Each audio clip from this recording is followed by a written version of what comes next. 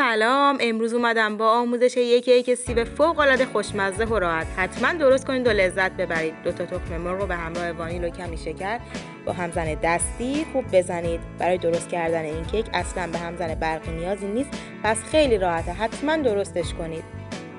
وقتی که مخلوط کردید 8 قاشق از مایعات، حالا آب سیب یا شیر رو میتونید اضافه کنید، کمی روغن، در حد مخلوط شدن که زدید آرد و بیکینگ پودر رو طی 3 مرحله بعد از 3 بار الک کردن مایع کیکمون اضافه میکنیم.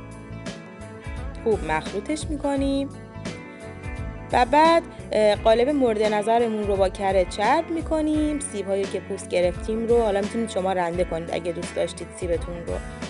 کف قالب میریزیم، دارچین و شکر رو اضافه میکنیم و بعد مایع کیک رو خوب به همه جای کیک مایع رو اضافه کنید. بعدم که به فر انتقال میدیم و یه همچین کیک خوشمزه ای داریم.